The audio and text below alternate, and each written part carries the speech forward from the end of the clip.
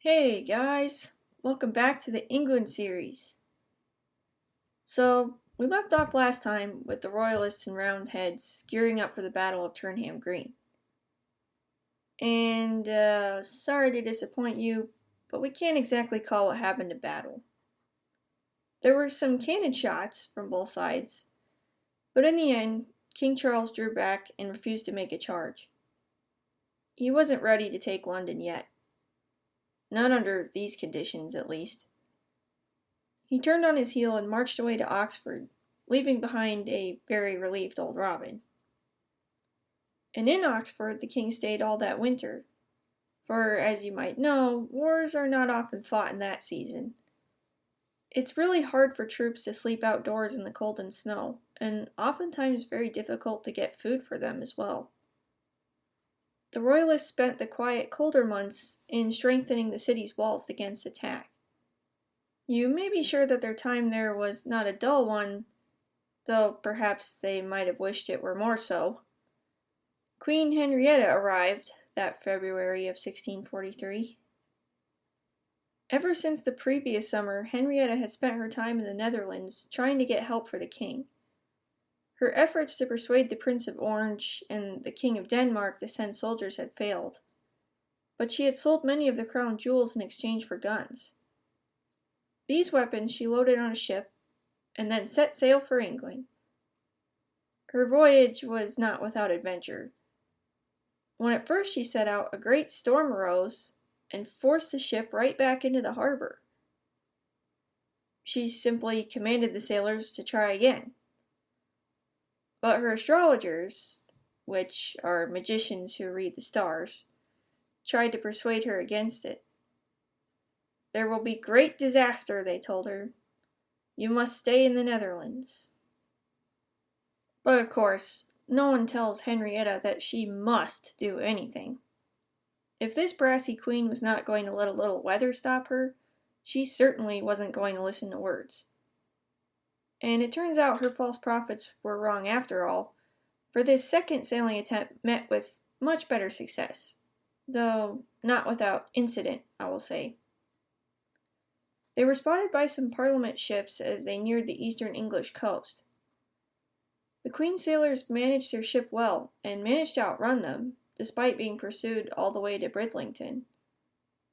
As they landed, cannon shots flew over their heads and bombarded the city in a last desperate attempt to stop them. In the confusion of the flight, Henrietta's little dog, Knit, was left behind. When the Queen discovered this, she wouldn't listen to reason, and ran right back into danger to rescue her dog. "'Cause we don't want little Mupsy Poo to get hit by a cannonball." But did she do the same for her poor children left in London? Yeah. Disgusting. But I digress. Henrietta had found her way to Oxford, no doubt to the annoyance of any more decent and sound-headed people in the king's court. She did all in her power to live like she had in the old days in London, complete with the parties, dances, and whatnot. It didn't work very well. It's difficult to act like nothing is happening when you're living in the middle of a war zone. The peace melted away with the snow in March. Cities and towns fell. Battle after battle was fought. Sometimes the Roundheads triumphed, but for now it seemed the Royalists were getting the upper hand. When a large western branch of the Parliament army under Sir William Waller was crushed, reinforcements were called away from many Roundhead cities to that general's help. And one of these cities was Bristol. Bristol was the second largest city in England at the time, and one of the most important ports on the western coast. And Charles wanted it. He needed more troops from Ireland, and what better place to land them than Bristol? With the garrison now weakened, here was his opportunity. He sent Rupert to take it for him. It wasn't an easy job. To storm a city is never an easy task, but to do it in late July, while wearing hot, heavy armor? is even worse. The Roundhead governor was a plucky fellow, too. He wasn't going to surrender without putting up a good fight. There was terrible loss of life on both sides before the prince eventually triumphed.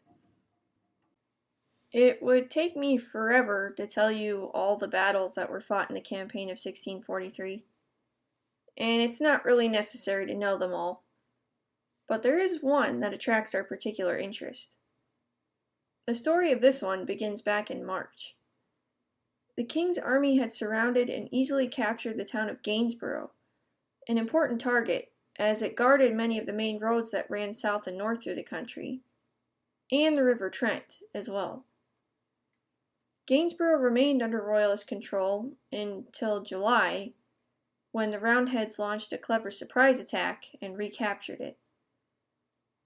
Charles immediately sent a force to go take it back. You see how war is often just an endless game of tit for tat. But this Royalist relief force was about to meet their worst nightmare, the thing that would prove their ultimate ruin: the Ironsides. These Ironsides were a regiment of specially trained and well-armed soldiers, commanded by a man named Oliver Cromwell. Sorry about that. Oliver Cromwell was an English gentleman from Huntingdon, and a one-time member of the House of Commons, now turned military commander at the outbreak of this terrible war. He had begun by raising a group of men from his home country to help fight at the Battle of Edgehill, but by the time he arrived, the battle was already over. Cromwell was very upset when he found out what had happened, and he was no fool. He immediately saw the reason of their failure. He wrote a letter to John Hampden, who, you may remember, was one of the 5 men Charles had tried to arrest. He was now a commander in the Roundhead army. "Your troopers are most of them old decayed servingmen and tapsters," Cromwell told Hampden, "and the Royalist troopers are gentlemen's sons, younger sons, and persons of quality. Do you think that the spirits of such base and mean fellows as ours will ever be able to encounter gentlemen that have honor and courage and resolution in them?" Put simply, Cromwell saw their army needed better training, better discipline, and a greater sense of courage and honor. But he was not the man to sit and complain about matters. He intended to do something. And thus the Ironsides began. Cromwell trained his men carefully, equipped them the best he could, and made them follow very strict rules of conduct. And most of all, he encouraged them. He told them they were fighting for God, that this war was a holy war against evil, and they believed it. It wasn't a right thing to believe at all, but it made them very excited to fight, and helped them feel braver and not afraid to die. And now, after months of this kind of training, the Ironsides were set to meet the Royalists at the Battle of Gainsborough. And as the regiment's name suggests, they smashed the king's men like a rod of iron.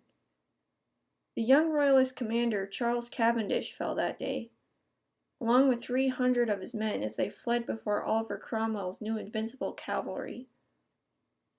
The bog where they were slain was ever after called Candish, a variant of Cavendish, in that brave man's honor. Cromwell's victory was short-lived, however. The town flew Parliament's colours for a mere 3 days before a new troop of Royalists came and routed them out.